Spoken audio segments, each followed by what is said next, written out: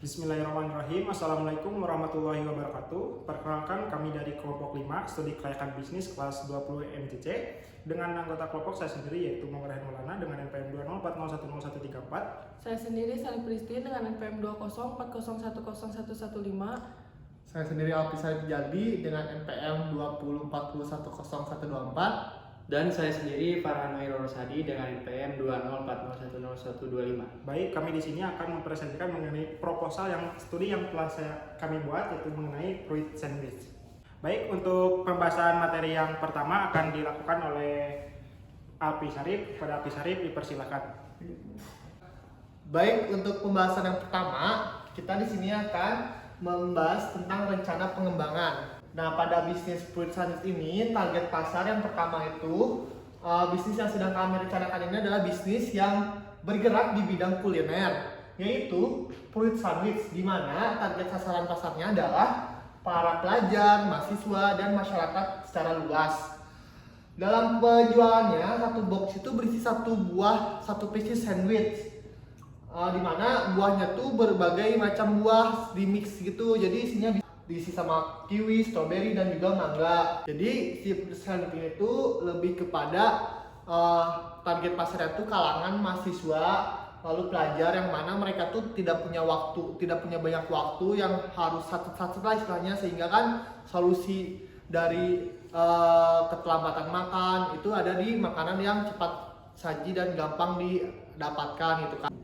Lalu yang kedua ada target pasar dan positioning, di mana target pasarnya tadi udah dijelaskan. Pertama ada kalangan pelajar, mahasiswa, dan masyarakat di kawasan Universitas Pasundan Taman Sari, juga Universitas Islam Bandung.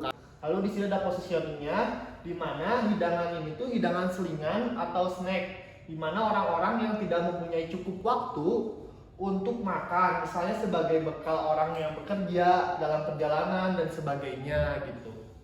Lalu ada penjualan dan pangsa pasar. Penjualannya itu fruit sandwich itu dengan konsep PO dan juga COD, dengan minimal pembelian itu 3-5 box, dan juga untuk pembelian penjualan ini juga fruit sandwich juga akan menyediakan tokonya gitu, jadi bisa secara langsung juga gitu.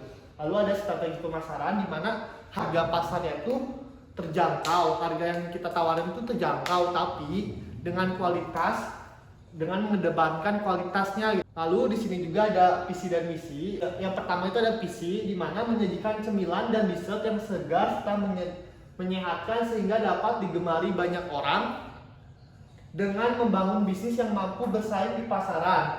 Lalu misinya ada 4 cara untuk menyukseskan visi tersebut. Yang pertama ada memberikan pelayanan yang nyaman dan efisien. Yang kedua ada meningkatkan kualitas makanan dan makanan konsumen. Yang ketiga ada menciptakan alternatif produk makanan yang sehat, enak, dan mengenyangkan. Yang keempat ada menyajikan makanan dengan keunggulan yang kompetitif. Selanjutnya akan dijelaskan oleh Farhan Rosadi. Baik, selanjutnya saya akan menjelaskan mengenai aspek pasar dan keuangan. Dari setiap tahun ini kita mengukur dari fruit sandwich ini dari tahun 2015 sampai 2023. Berarti ada 9 tahun untuk pengukurannya. Jumlah penduduk ini kami dapat dari Badan Pusat Statistik Kota Bandung. Karena kami menjual fruit sandwich di Jalan Taman Sari, ya berarti itu di Kota Bandung. Dan ini ada pertumbuhan pendapatan di setiap tahunnya dari 2015 sampai 2023. Ini ada tabel Money rasio dari sektor konsumsi 80% dengan sisanya investasi 10% dan tabungan 10%. Dalam konsumsi ini terdapat beberapa kebutuhan dari jumlah penduduk ini, ada sandang, pangan, papan, pendidikan, kesehatan, dan liburan.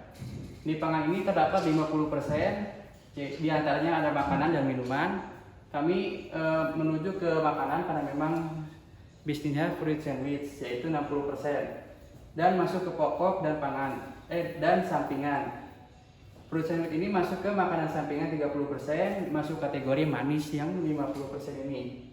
Lalu terdapat ada 2 pesaing, yaitu salad buah 40%, es krim sandwich 30%, dan fruit sandwich ini bisa 30%. Selanjutnya membahas mengenai pengukuran. Jadi formula ini didapatkan dari rasio dari slide sebelumnya. yaitu terdapat 80%, 50%, 60%, 30%, 50%, dan 30% dikali dengan jumlah penduduk akan mendapatkan permintaan efektif dari pengukuran ini. Nah, jadi dalam peramalan permintaan ini, permintaan efektif divariabelkan sebagai Y diambil dari PE yang slide sebelumnya dan ditambah dengan variabel X dari pertumbuhan pendapatan. Nah, kami di sini menggunakan rumus single regresi, yaitu Y sama dengan A ditambah BX. Untuk menemukan B-nya itu dengan cara N sigma XY dikurangi sigma X dikali sigma Y dibagi N sigma X kuadrat dikurangi sigma X pangkat 2. Dan A-nya itu sama dengan sigma Y dibagi N dikurangi B dikali sigma X bagi N. Sini terdapat hasil dari A ini 25.720 dan B-nya 0,00521. Maka kesimpulannya untuk peramalan ini Y sama dengan 25.720 ditambah 0,00521 X. Peramalan permintaan ini, pertumbuhan pendapatan ini sebagai variabel X-nya. Jadi 6% itu dari pertumbuhan pendapatan akhir dikurangi awal dibagi 9, lalu total pendapatannya dibagi 9, lalu terdapat hasilnya 6%. Maka ini adalah hasil dari peramalan PE dari 2024 sampai 2030. Baik, selanjutnya akan dilanjutkan oleh Sally Christine. Baik, untuk selanjutnya ada analisis STP, yaitu ada segmenting. Yang pertama, segmenting demografis plus sandwich, yaitu dipasarkan ke semua kalangan tanpa memandang tingkat ekonomi maupun pendidikan yang berusia dari 5 tahun sampai dengan 30 tahun. Yang kedua ada segmentasi geografisnya, menyasar kepada konsumen di wilayah perkotaan maupun pedesaan di kawasan Taman Sari Bandung. Yang ketiga ada segmentasi psikografis, menargetkan kepada orang yang memang menyukai makanan luar seperti fruit sandwich dan yang memiliki rasa keingintahuan mengenai makanan yang tinggi. Selanjutnya ada targeting. Untuk target utamanya yaitu ada pelajar dan mahasiswa yang dengan rentang umur 15 tahun sampai dengan 30 tahun. Selanjutnya ada positioning. Prescription ini juga akan kaya akan vitamin dan serat pangan yang sehat, cocok dikonsumsi sebagai cemilan dan juga dessert atau sebagai makanan sampingan. Selanjutnya ada analisis 4P. Yang pertama ada produk. Produk di sini, produk sandwich ini bisa dikonsumsi sebagai cemilan atau dessert yang memiliki berbagai varian buah-buahan seperti kiwi, mangga, dan stroberi yang bisa disesuaikan menurut selera konsumen. Yang kedua ada price. Yang kami jual di sini harga pasarnya yaitu 19.000 dan ada place. Tempatnya itu Fruit Sandwich memiliki lokasi di Jalan Taman Sari nomor 52 di Bandung. Yang terakhir ada promotion. Media promosi yang digunakan adalah media sosial seperti membuat poster yang diedarkan pada sosial media atau promosi di sosial media seperti di IG, FB, dan yang lainnya. Selain itu, promosi dapat dilakukan dengan cara promo voucher, potongan harga, atau diskon. Selanjutnya akan dilanjutkan oleh Saudara Rehan. Baik, selanjutnya saya akan menjelaskan mengenai perkiraan penjualan dan market share. Jadi seringkali tingkat market share ini dapat dipergunakan dalam pedoman atau standar keberhasilan pemasaran perusahaan dalam kedudukan dengan pesaing-pesaingnya. Nah, di sini kita tahu bahwa permintaan efektifnya sudah dijelaskan oleh Farhan. Untuk 2024 itu sebesar 27.651. Nah, kami di sini menggunakan P asumsi karena kenapa? Karena P ini adalah untuk satu orang dalam setahun, artinya satu orang itu hanya membeli satu kali dalam setahun. Tapi hal itu kan tidak mungkin ya, satu orang itu bisa membeli satu kali, dua kali, dan berapapun itu. Permintaan efek untuk P asumsinya yaitu saya menghitung seperti ini. Itu untuk perhitungan permintaan efektif dengan asumsi. Yang pertama kan 2024 sebesar 27.651. Nah, 50% dari ini itu membeli sebanyak 10 kali dalam setahun, kemudian 20% yang membeli 15 kali, kemudian 15% yang membeli 20 kali, 10% yang membeli 25 kali, dan 5% yang membeli 30 kali dalam setahun. Akhirnya bahkan permintaan efektif dengan asumsi yaitu sebesar 414.769. Kemudian tahun-tahun yang lainnya juga penghitungan sama seperti itu. Untuk ini, nah pesaing ini terdapat dari di Kota Bandung itu ada 10 gerai yang menjual makanan yang serupa. Contohnya ada es krim sandwich dan yang lainnya.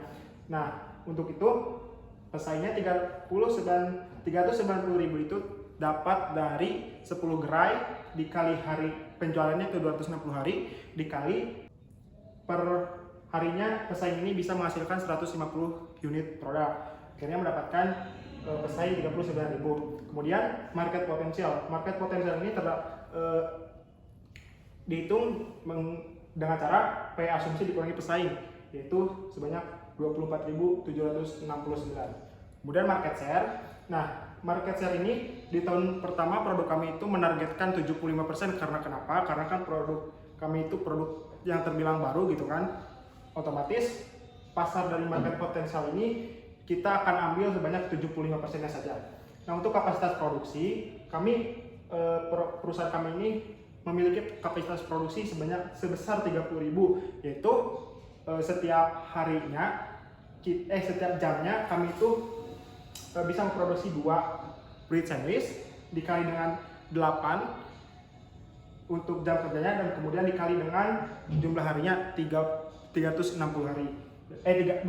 hari, kemudian kami mendapatkan 30.000 unit untuk kapasitas produksi maksimalnya. Oke, untuk produksi penjualan ini didapat dari market potensial dikali dengan market share, yaitu dapat 24.769 dikali 75%, itu dapat produksi penjualan sebesar 18.577 untuk di tahun 2024. Untuk di tahun-tahun berikutnya penghitungannya sama. Untuk penetapan skala produksi, dalam kegiatan produksinya perusahaan kami ini menjual 115 box per hari, dan dalam setahun kami memproduksi sebanyak 30.000 per tahun. Untuk bahan baku per tahunnya kapasitas produksi kan 30.000. Nah, untuk harga jualnya yaitu 18.000, penjualannya yaitu sebanyak 540 juta. Ini dari mana? Ini dari 30.000 unit dikali 18.000. Kemudian untuk bahan bakunya ini adalah bahan baku per unit. Nah, kuantitas ini didapat dari kapasitas produksi ini kan 30.000 ya, sedangkan roti tawar itu 13.000 dengan isi 10. Otomatis 30.000 ini dibagi dengan 10. Kuantitasnya berarti kita membutuhkan roti tawar sebanyak 30.000 buah untuk memenuhi kapasitas produksi yang kami buat ini. Kemudian penghitungan yang bawahnya juga sama. Nah, untuk kiwi ini per kilonya itu kita menargetkan bahwa 1 kilo itu ada 6 butir. Kemudian 1 kilonya itu bisa untuk menggunakan 72 pieces. Untuk yang strawberry per kilonya bisa digunakan untuk 65 pieces. Mangga itu bisa digunakan untuk 35 pieces. Kemudian kuantitasnya ini dalam kilogram, otomatis yang tadi 30.000 unit dibagi 1 kilonya dapat berapa, kemudian didapatlah harga per unitnya seperti ini. Nah, untuk yang roti tawar sendiri, karena ini adalah roti tawar harganya 13.000, untuk 1 piecesnya yaitu dengan isi 10, otomatis 13.000 dibagi 10 yaitu dapat 1.300. Kemudian dapatlah total biaya bahan bakunya itu sebesar 7.469. Selanjutnya dijelaskan oleh Pak Han. Baik, di sini saya akan melanjutkan mengenai proses produksi. Proses produksi suatu makanan terdapat beberapa tahapan, yaitu tahap penerima bahan makanan, persiapan bahan makanan, pengolahan bahan makanan, serta penyajian makanan.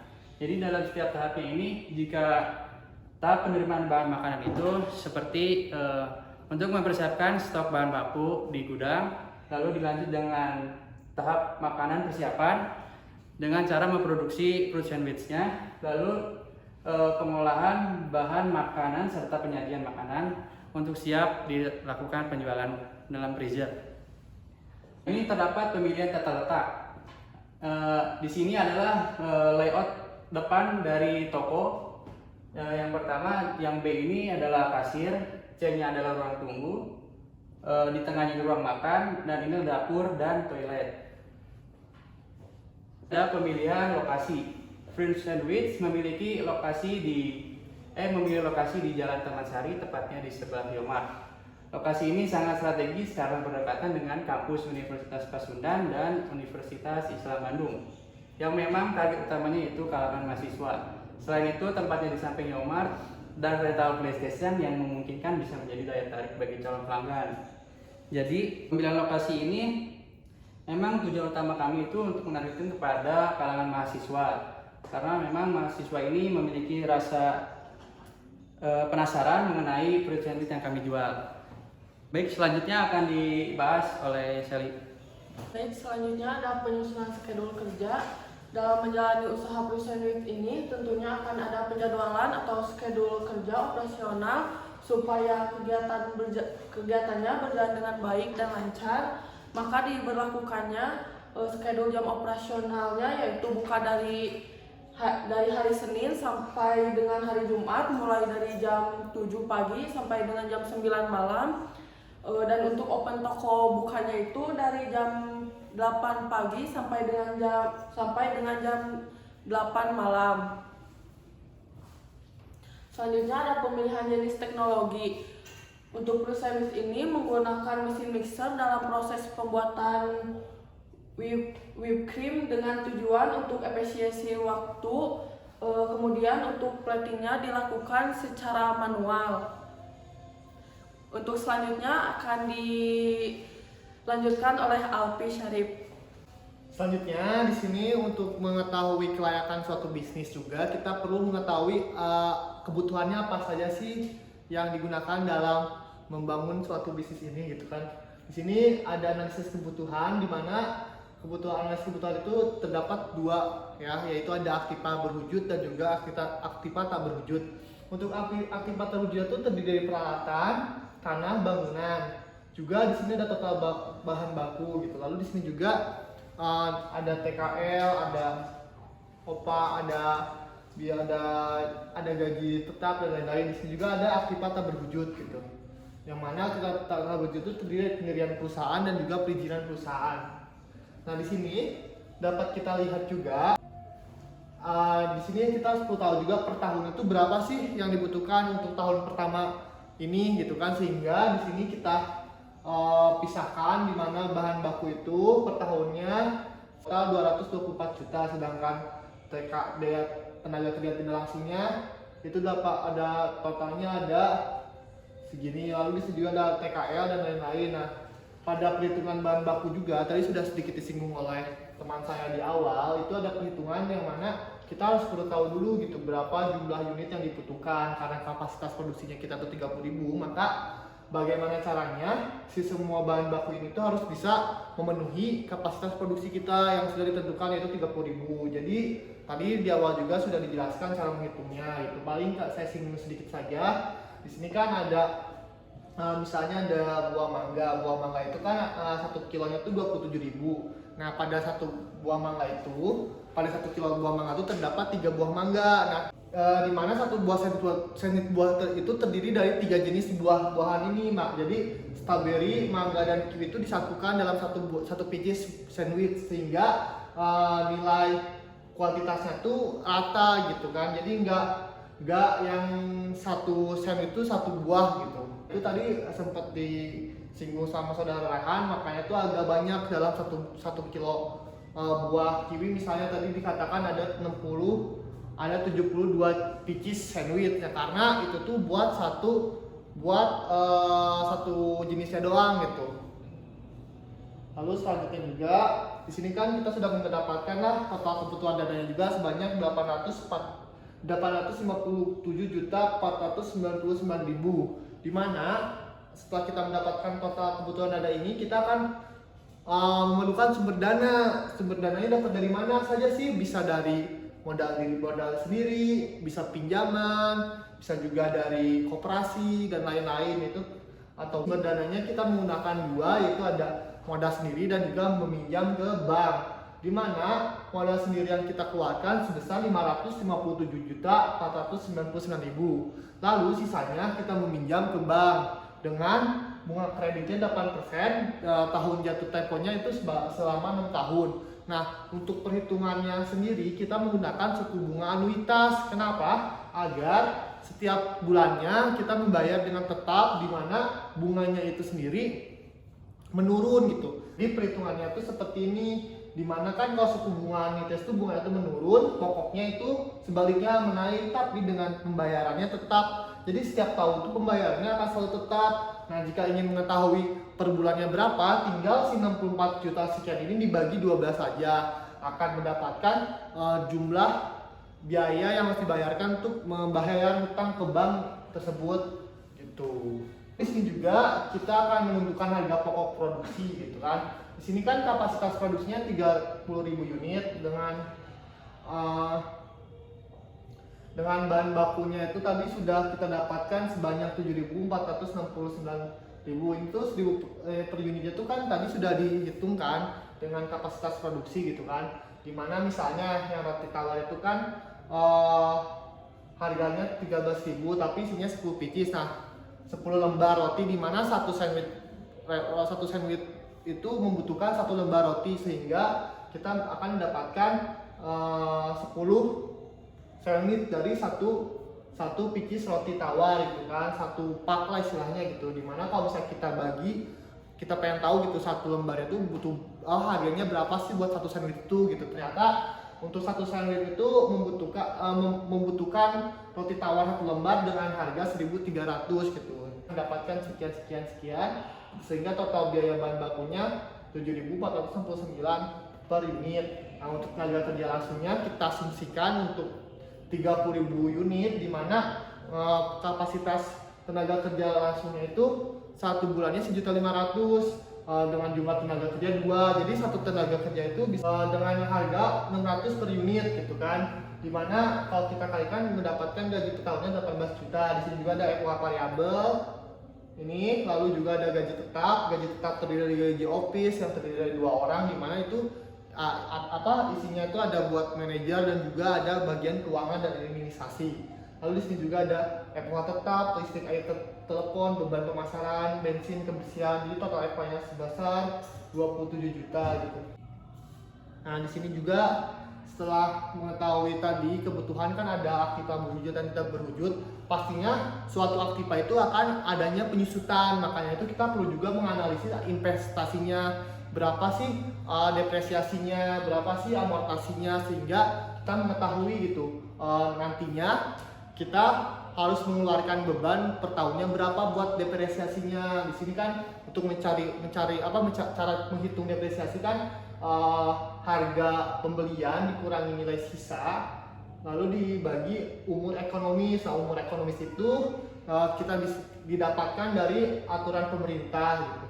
Nah, di sini total penyusutannya sebesar 12.641.250 dan juga total amortasinya itu 4 juta, sehingga total penyusutan dan amortasi itu 16 juta, sedangkan total investasi yang kita punya itu 496. Itu dapat dari mana? Total aktiva tak berwujud dibagi total aktiva berwujud gitu. Setelah kita mengetahui semuanya, kita akan bisa membuat laba ruginya, tafsiran biaya dan laba ruginya gitu kan. Nah, di sini kita mendapatkan proyeksi penjualan yang tadi sudah dihitung di awal dari permintaan mana efektif. Kita mendapatkan proyeksi penjualannya 1.857 sekian dengan harga jualnya 19.000 dengan adanya kenaikan Rp500 per tahun. Lalu di sini juga kita dapatkan sehingga harga jual dikali proyeksi penjualan akan mendapatkan penjualan sebesar ini. Lalu di sini juga bahan baku yang tadi kita dapetin per unit itu akan digunakan di sini untuk dapat, karena kan bahan baku TK. Karena kan biaya ini kan produksi variabel, dimana itu kan terpengaruh oleh cost driver. Cost driver itu kan proyeksi penjualannya, unit yang diproduksinya itu sebesar ini, makanya itu setiap tahunnya tuh berubah ditambah kita kelompok kami itu mengasumsikan bahwasannya setiap tahunnya itu terdapat kenaikan 1% per tahunnya. Kenapa 1%? Karena kan banyak faktor yang mempengaruhi kenaikan bahan baku yang tidak dapat diprediksi seperti inflasi dan lain-lain gitu kan. Sehingga kita asumsikan untuk menjaga-jaga biar tahu gitu kan ada kenaikan bahan baku 1% per tahun gitu kan.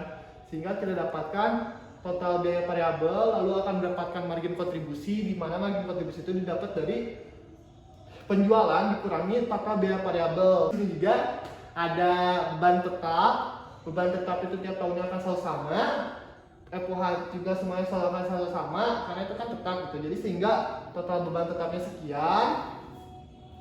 Lalu margin kontribusi dikurangi total beban tetap akan mendapatkan laba sebelum bunga dan pajak gitu kan.